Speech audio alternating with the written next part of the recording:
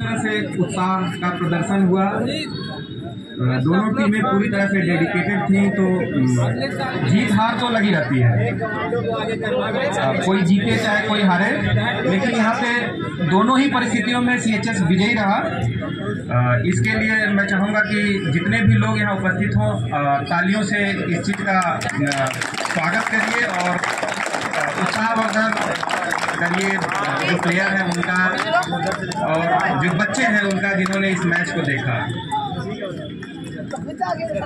मेरे हिसाब से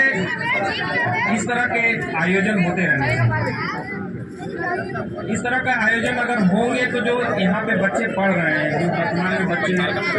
क्लास 10, क्लास 11, क्लास 12 में हैं, उनको अगर ये एलुमनाई एसोसिएशन की तरफ से ये अवसर मिलेगा तो जो सीनियर छात्र हैं, जो यहाँ पे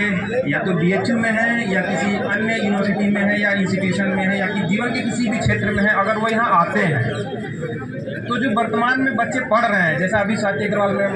कुछ कह रही थी कि ऐसा कुछ प्रोग्राम हो कि जिसमें बच्चों के लिए गाइडेंस एंड काउंसलिंग का कुछ आयोजन हो, तो इन सारी चीज़ों से बच्चों को रोल मॉडल मिलते हैं। और बहुत सारी परिस्थितियों में होता क्या है कि हम अपने रोल मॉडल कभी कभी सामने से भी पा लेते हैं, कभी कभी बिना बताए बिना देखे ही हम उनको एक पा लेते हैं, और उस रोल मॉडल का जो जीवन होता है, उस रोल मॉडल का जो भी कंट्रीब्यूशन है सोसाइटी में, चाहे जिस भी फील्ड में वो काम कर रहा है, हम चाहते हैं कि उसको कॉपी करें और उसी तरह से हम आगे बढ़ें। तो अगर इन सारे प्रोग्राम्स को आयोजित किया जाएगा जैसा कि आज हुआ, तो मैं विश्वास के साथ कह सकता हूँ कि यहाँ के जो बच्चे हैं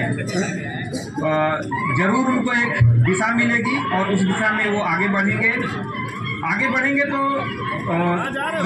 ये तो बिल्कुल तय है कि वो अपना तो विकास करेंगे, और अपना विकास करेंगे तो इसके पास स्टेट का, नेशन का डेवलपमेंट होगा। और इससे